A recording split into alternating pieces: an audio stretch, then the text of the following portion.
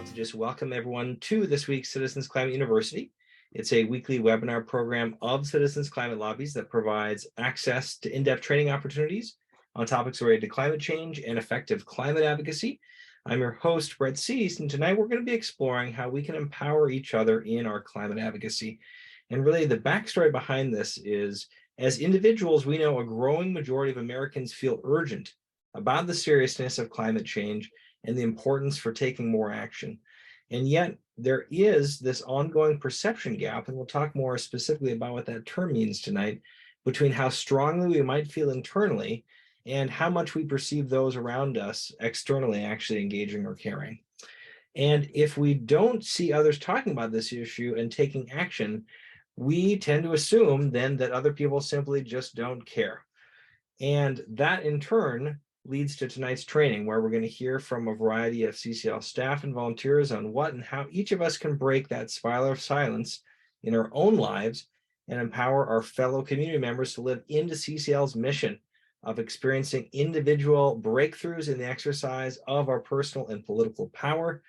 And so with that, we are just really looking forward to jumping right in. Our three learning goals, if we've done our job correctly tonight, are to help you understand the barriers behind what might be preventing more of our connections to get involved, to bond, connect, and inspire using that same three-point framework that Dr. Catherine Hayhoe's framework in your own climate conversations can help you remember, and to remember and center ourselves in empowering our friends and community members around us to engage in climate advocacy in their own terms to feel that larger connection. So our agenda is really just giving a little bit of a background and then focusing specifically on some of the research out there that really is trying to highlight where this perception gap is coming from, how real is it, what is the general public's perception around concern for climate change, and knowing all of this, how we can then enact empowerment in our own lives and in our own work with CCL. So let's start with the challenge.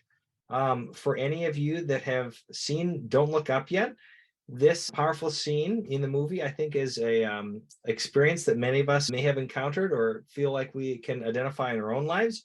And that comes when the main actor, Leonardo DiCaprio, is on a talk show trying to explain to the hosts the importance of taking strong action to avoid the impending comet that's colliding into Earth. And in turn, for us, especially within the climate movement, it can seem that very few people around us seem to really grasp the importance of addressing climate change. And I think that really is the rub behind why so much of what we're going to be talking about tonight feels challenging. It's just we really aren't seeing visible evidence of the people in our lives and those around us that are actually doing things like this, working together to take action, whether it's working towards climate adaptation and resiliency, whether it's working on policy advocacy, whether it's just helping people get engaged in the community and build that connection to the natural world and caretaking. So let's talk more tonight about this and how we can get this in the places that we love and care for, rather than feeling like we might just be screaming into the vacuum. So a little bit of background as we transition into the Yale's project on climate change, and specifically global warming's 6 Americas.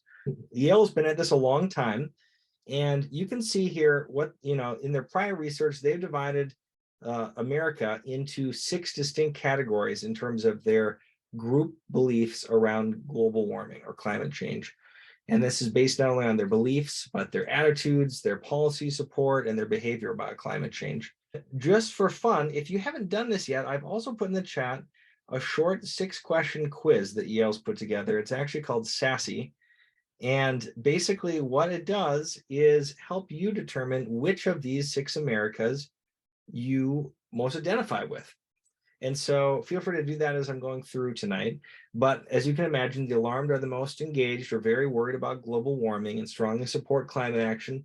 The concerned think that global warming is a significant threat, but prioritize it less and are less likely to be taking action.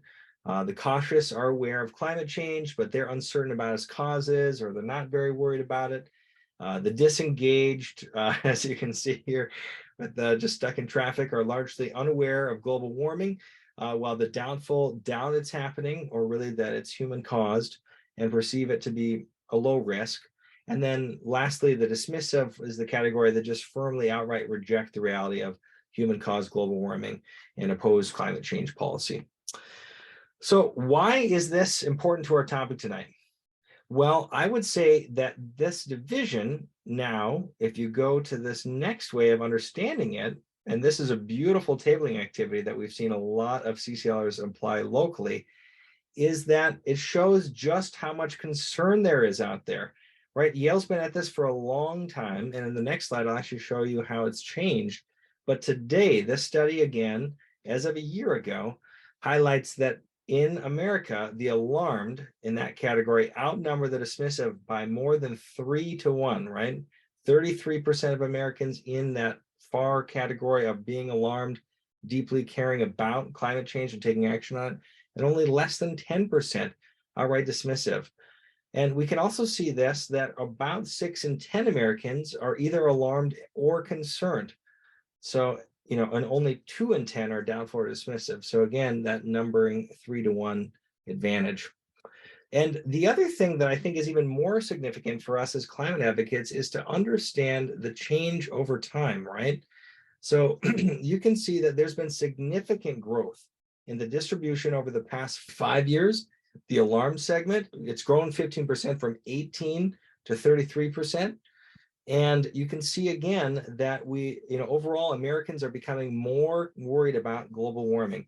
Another really helpful graph that tracks this even a longer period of time from 2008 to now is this interactive visual that's showing not only the place at each time where each of these 6 Americas is, but also the relative size, like we saw in that last category. You can see that, again, over time, the alarmed and the concerned have continued to just grow larger and larger. So I'll just pause that for now. But we want to just highlight that the concerned has grown quickly. The alarmed experienced rapid growth in the last 5 years, and the doubtful, dismissive, and cautious have been shrinking.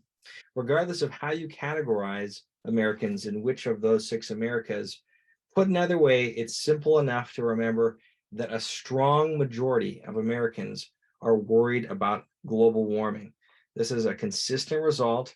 Each of these bar graph columns indicates another slice that was done basically multi times over every year that Yale's done over the last 15 years. And right now, almost 2/3 of Americans express when polled whether they're very worried or somewhat worried about global warming. And at the same time, we also know that this is really, I think, where groups like CCL are absolutely critical. Because when asked about it in the same survey with the same people, 2 in 3 Americans say that they rarely or never discuss global warming with their family. And you can see that this tracks pretty consistently over that same time period as well. If anything, it's kind of a little bit more actually ticking up, but kind of hovering around that same 1/3 period of people occasionally or often actually talking about climate change. And so if you are worried about something and you are looking for social proof and evidence of it being also a concern or a worry for those loved ones in your life, and you're not talking yourself, and you're not seeing others talk about it, that really is where we get tonight into how we can move forward as individuals to really break free of that spiral of silence. And what I'd also like to do tonight is just debut a little additional research that's kind of helpful for the sake of discussion. And that is that CCL, building on this, has done some internal research to seek out the insights of the actual individuals that I'm going to talk about in a little bit, that basically wanted to understand more about the climate crisis from a diverse array of thought leaders, including the resonance of some specific climate policy to really help inform our effort to really be able to create more action and engagement around our work.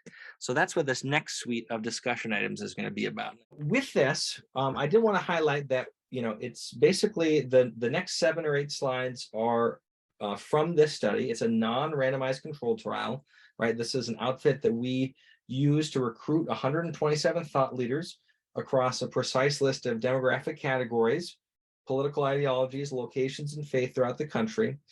And what we really wanted to do was hear what transferred across each of these groups and what were the themes that they shared. What were some of the things that they were willing to talk about? None of them really were engaged on climate change. And what did we learn from this research pool? And the thing I think that's really also important to say is that even though this wasn't a trial, the firm that did this study also does them with large corporations. They actually did one just at the same time with Snapchat and on climate change. And the themes that they found that we're going to explore with the group that we did internally with CCL were really found beyond this explicit audience. And I'd say that you're also going to see that it really resonates with a lot of the same information we just covered with Yale. So number one, we think that we're more concerned about this topic than those around us in our lives, right? Across a wide range of communities, thought leaders consider themselves more concerned than others in those same communities. So this question here that was posed, would you say that you are personally more or less concerned about climate change than others in the communities that you identify with? Highlights again that almost 40% of individuals responded by saying that they perceive themselves to be more concerned than some, but less than others. And then the other 31% said more concerned than the rest of those communities. So again, a broad majority experiencing the belief that they are already more plugged in or worried. It really kind of, I think, speaks to that main theme of people feeling urgent about climate change and comparing their insides and their experience internally to other people's outsides or exterior projection. And so because they don't see anyone else taking action, they assume that other people don't care. And we found that, regardless of the different demographic breakdowns, people on this basically responded to feel that they were more concerned, and it suggests really an overall lack of discourse around that issue within the communities themselves. Now, let's tease that out a little bit more.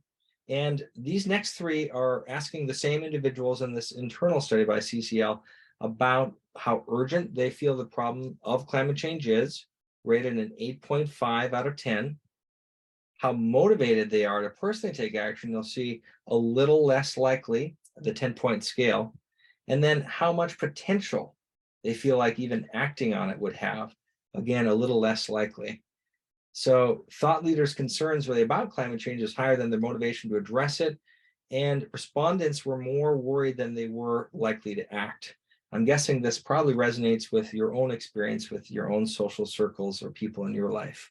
We also asked this question on a 0 to 10 scale. How much do people in your community trust the following to make decisions about climate change that reflect the will of the community?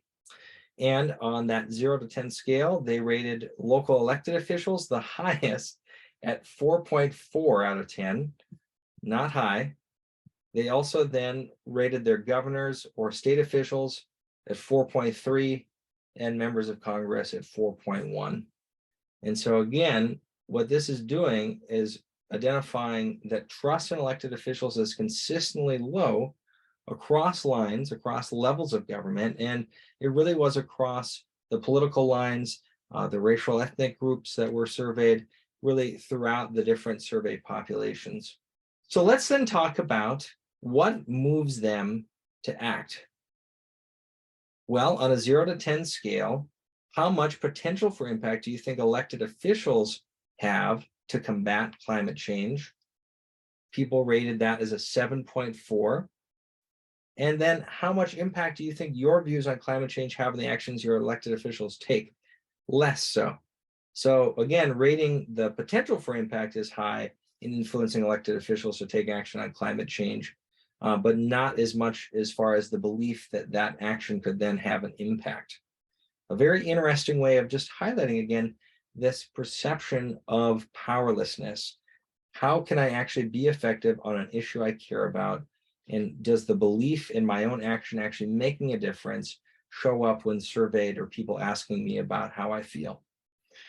One last thing we'll share here just on the overall, the challenge side of things is that there was a real dynamic that was identified between lifestyle versus systemic change. So there was, some of the thought leaders that were surveyed explained that they rated their personal potential for impact on the lower end of light of what they saw as corporate actors. with obviously an oversized negative impact.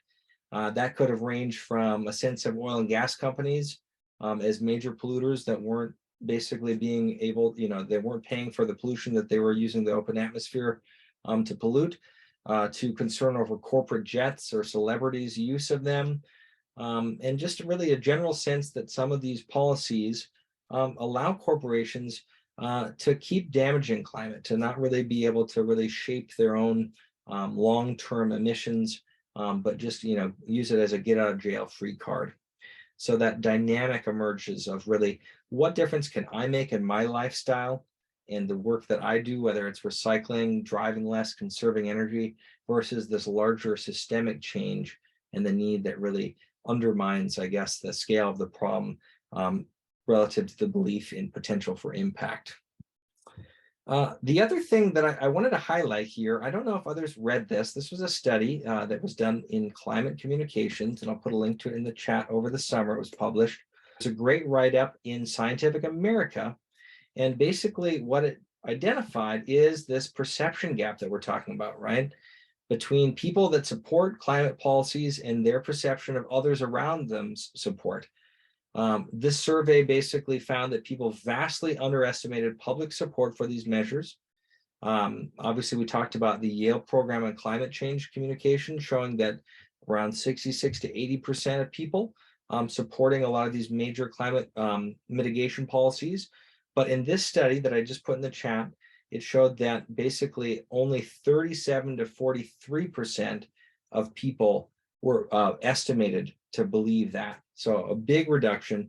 A range of 80 to 90% of those polled underestimated the US population's climate concern and support for major climate policies. And why that's important, and this is in that Scientific American article, is the cascading effect of what's known as false social reality. And the lead author of the study basically was interviewed and said, when people assume something isn't popular, they don't talk about it. Or if you think people aren't worried about something, you don't talk about it. So everyone is engaged in self-silencing. And collectively, the outcome of that is pretty big, right? Because whenever we look around and we see nobody talking, it just confirms that it seems like nobody cares. And that's what you get with a spiral of silence. So we've identified the challenge here. We've used a variety of research points to touch on what we're up against. So given all this, we can really understand people's concerns, right? The review highlighted the importance of recognizing that a lot of the individuals that we're going to be encountering recognize that they feel alone, that no one else is taking action around them, that they have a lack of trust in government actually following through with their requests, that they feel that individual actions alone are not going to add up to really addressing the scale of the crisis that we face, and that there is this motivation perception gap, right, between what they feel is important and what they are underestimating public support around actually being able to rally. And now comes what I would say the good news. And the reason why is that's because where we come in, right? As CCLers, we have a very unique and essential role to play as a climate action community, being able to generate that engine of conversation locally and provide that positive reinforcement in our own lives, not only within the chapter, but then rippling out in the lives of those that we touch in our work, in our play, in our family environment, in our extended social circles. And so if you really take away anything tonight, it's just the importance that you are already playing in empowering others around you in your climate advocacy by doing the simple things that you already are. My big takeaway here is that you don't have to do more to be effective if you're already being your authentic self, engaging out of concern and personal motivation with those around you to help them take further, more ambitious action and get activated. Now, with that, we can continue to kind of explore some of the additional findings or ways that we can activate others. In that same internal CCL research study, a question was asked, in your opinion, what would drive people in your community to get more active around climate change? And you can see here the critical role of providing education or information to those around us, right? because I think for many of us, we often feel like we might not have the full picture. We might not know fully what's happening. And we need to find a way to talk about it because, we didn't really see anything else going on around us in that conversation. And so education is a really critical, important piece of the puzzle for respondents in terms of both their own education and that of others in the community. And you can also see here that obviously, others feel like their communities might not be properly equipped yet by wanting to make sure their elected officials close the education gap with a particular focus on the benefits or the potential consequences of various policies. And that's already what CCLers are doing as well, right? We are educating our community members, our community leaders, our members of Congress on the issue and making sure to hold these events and have a chance to discuss and engage the larger public in these conversations. So with that, the other thing that we wanted to pull out from that internal CCL research is this great quote that I think really a lot of us can resonate as well. And that is simply that community leaders think their communities need the most help starting conversations. The simple act of how to talk about it, right? This is an interview with an individual, Di Brown. Climate change is a conversation that has been hidden inside many communities for so long. I find, if anything, most people understand the basic concepts, but literally they can't wrap their arms around how to start having community conversations. I personally feel that if we start having conversations with our immediate families about the importance of taking action, that would be a great first step for so many. And I think a lot of us can resonate with that and our perception of that as well. So let's talk about that. This is actually going to be set up for our breakout room tonight. And what I'd like to do is bring to light a wonderful article by our friends and fellow climate policy group, the Sideline Institute. And this is an interview that they did with our wonderful CCL Advisory Board member, Catherine Hayhoe, that really simplified how simple it is to have better climate conversations, right? And as we all know, Dr. Hayhoe has done a wonderful job of highlighting the very most important and simple first step to address climate change is by talking about it with the people we know. And so obviously, how we actually do that in this framework is the following. And I'll just start obviously by acknowledging what many other climate communication researchers emphasize. There's no silver bullet. There's no one solution to having these conversations. These are processes and approaches that work better depending on your condition. But in this framework, Dr. Hayhoe relates that basically to start with shared values, you bond, you find common ground.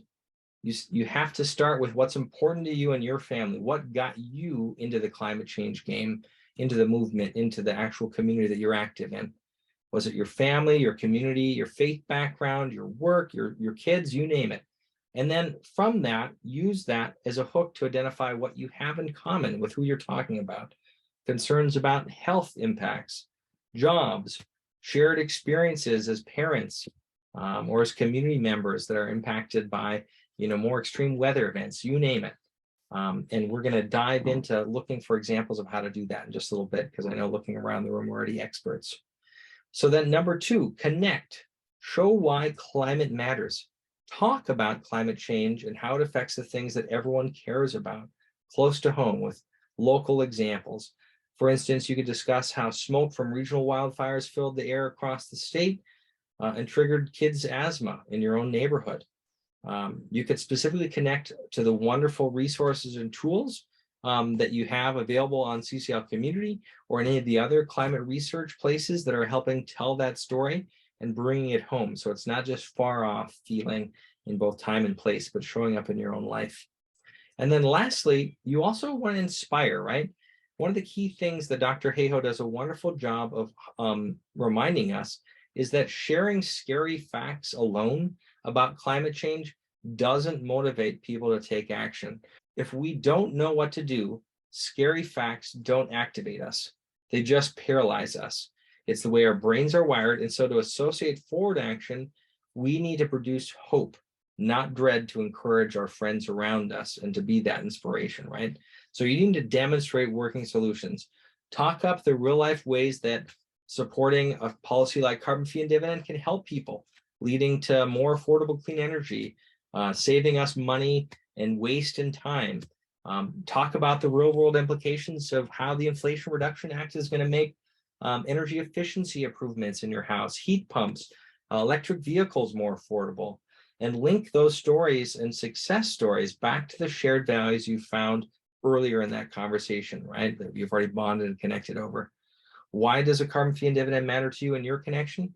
Well, for Dr. Hayhoe in West Texas, it would create more demand for wind energy to help keep local farmers profitable and resilient, and protecting that farmland from increasingly severe droughts, as well as bringing much needed jobs and economic investment to rural areas. So you get the picture, right? That's a perfect little hook into talking about inspiration and working solutions. So with that is put together a little example, just a little 2-minute video of an illustration of this. Each and every one of you, obviously in your own lives, can think about how this might show up and how you could have your own Bond Connect Inspire approach. But this scenario happens in a grocery store while we're waiting in line. And basically, Amy's found out that I've picked up some arugula that has a shorter growing season now. Brett, how are you doing? I'm doing great today. How All about right. Well, I'm getting really worried about climate change. First, all these fires and storms are getting really bad. I even see it in my backyard. My plants are dying. I've got weird bugs that I've never seen before. And I've got some vegetables that won't even grow anymore. Yeah, man. Yeah, tell me about it. I definitely am seeing some of the impacts on my end too. My cousin's house flooded when their town got a really weird, unprecedented amount of rain just the other week. I think the catch for me is I'm worried about it, but there's nothing we can do. I've heard you can write to your congressman or senator or even meet with them to let them know that we were worried about this. Right. They're all in the pockets of corporations and have all that money that's influencing their opinion. You've been watching the Waltons too much, Amy. I know it seems crazy sometimes, but I'm kind of getting tired of all this soap opera style complaining in the news media and all these sound bites. I like to try something that works. Yeah, good luck with that. Well, we would be up against a lot, but it seems to me we live in a democracy. Maybe it's our responsibility to get involved. It definitely is. And, as I think about it, in the past, I have spoken to my city council member last year and actually dressed up and was on my best behavior. And they took my suggestion to put a roadblock up on our street to stop cut through traffic seriously. So now you actually have me thinking. One additional area that I'd like to highlight is the power of the Congressional Management Foundation. Now, on CCL Community, there is a host of resources and reports that are available if you are interested in finding out more about their important work as a nonprofit. But as a takeaway, the 4 following bullets are really a key point to remember in your communication with others. When surveyed, members of Congress staffers highlight that a direct constituent interaction is still incredibly important for members of Congress, that members of Congress, when surveyed, place a high value on the value of personal relationships that you and I can highlight, that providing them personalized and local information, which is what CCL continues to strive to provide, is most effective, and that the importance of citizen voices and advocacy still matters. And that is precisely why we communicate from the framework of the brand pillars that we provide our volunteers, right? For the 4 big areas, big solution, relationship driven, being nonpartisan and effective, we want to highlight and center the importance of staying focused on national legislative solutions that are going to be able to reduce America's emissions fast, that we are building consensus by developing these respect-based relationships, that we're welcoming you and anyone that are serious about climate change in a nonpartisan way, and that we are engaging on a way that makes sure that meaningful contributions drive our mission forward. again, I would like to just venture that our 5 levers and our whole framework, right, is the actual antidote to what people are seeking here, getting plugged into a larger movement outside of themselves, seeing people take action, being in community, feeling like they're empowered to then bring that into their own circles outside of their experience at CCL. Yale's polling shows that climate change as a voting issue as well is a potential factor, but perceptions are just as important as actual data. And so again, even like for one of these examples, right, with engagement on candidates, when we lobby Congress, letting them know that they need to take action on climate change at each and every stop. That's been one of our focuses this whole campaign for election season, because we want to make this issue not only salient, but breaking that spiral to kind of continue to remind political leaders that this is a critical topic that they can play a role in determining, making sure Congress prioritizes climate change moving forward. And you can think about that example across any of these other levers that we're in, with media relations, grassroots outreach in the community, grass tops engagement, group and volunteer development, just as a way to feel inspired. I know that we were hinting at this earlier. Here's a couple of photos of some of our amazing CCLers in action tabling. You can see the 6 Americas interactive charts at work here. Across the country, people are breaking that silence, helping passerbys feeling like it's okay to engage on climate. And they're doing it in fun, creative ways, from quizzes to thinking through, Dear Congress, social media selfies, and not only writing to Congress, but being climate heroes and sharing their own stories about the importance of climate action and thinking about why you take action on climate. And, we, all of us on this call and the larger network, are part of this, right? Of breaking that spiral, of making it actually front and center. I love some of these creative tabling ways of Captain Dividend, and getting out there and helping their community feel that broader impact. And the only other thing I was just going to highlight is, I often feel like it is something that we kind of overlook or we take for granted. We're always on to the next campaign, but taking the time to reflect on our accomplishments, I think, is absolutely critical to building that energy and that sense of momentum for especially our newer volunteers, and to realize that they're plugged into a larger, very effective national movement, right? Mobilizing over 200,000 calls and emails throughout budget reconciliation, phone banking and text banking, 4.5 million people publishing, 3,400 plus op-eds and letters to the editor, major news coverage. One place that I love going, that I'm not sure if many people take advantage of as fully as we could, and that we can constantly keep this updated with more sense of accomplishments, is this CCL accomplishment page. So I just put a link to it in the chat. It's a wonderful way, if you, are bumping into volunteers locally, it's just like, well, what have we accomplished? What are we working on? It tells a powerful story of our involvement, not only with the Energy Innovation Act, but with the Inflation Reduction Act, and with, again, bringing and building bridges across Congress with all of these wonderful supporting asks that have been signed into law or continuing to move through Congress with CCL's investment, as well as that state and local effort. And if you're interested in tonight's slide decks, I actually am featuring a wonderful couple of slides that Ellie has put together, specifically on telling that story if you're making presentations too. So that same information that I just reviewed about our legislative accomplishments the last couple of years, please feel free to use these in your own storytelling to highlight the accomplishments and impact of CCL, with the work that we're doing, not only domestically, but internationally too, with the success story of Canada. As we know from Dr. Rob Willer's work here, who was a prior monthly speaker, you're sharing kind of that mirror effect, right? That basically our values are what we hold dear.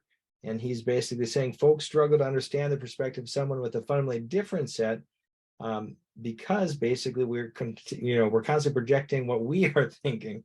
And so it turns out when we go to talk to someone on an issue, we talk like we're speaking into a mirror to come up with solutions. We must take the time instead to really listen to one another and understand one's values, and I think creatively about why someone with a different political or moral commitment should nonetheless come to agree with us.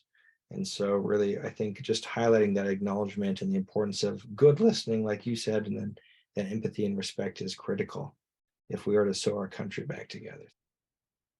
So with that, we hope that you found tonight's training useful and empowering. Please continue to provide us feedbacks in the forums. If you have any additional thoughts, we'd love to hear how this is showing up in your own local advocacy work. And we look forward to hearing how tonight's training and your ongoing engagement provide your team and your local group the chance to empower each other in our shared climate advocacy. Thanks so much, everyone. Have a great night. Thank you for listening to this episode of Citizens Climate Lobby's training program. You can tune into more episodes anywhere podcasts are available. Inspired by what you heard today? Join Citizens Climate Lobby to advocate for bipartisan climate solutions. Go to community.citizensclimate.org to find more trainings, resources, your local chapter, national action teams, discussion forums, and more. Be sure to like our Facebook page and follow us on Twitter and Instagram @CitizensClimate. We also invite all of our listeners to subscribe to our YouTube channel for more inspiration. Like what you hear? Recommend us to your friends and make sure to give us a 5-star rating. It helps us show up on other listeners' feeds. Feel free to pass on any suggestions for future episodes in the comments as well. And together, we are creating the political will for a livable world.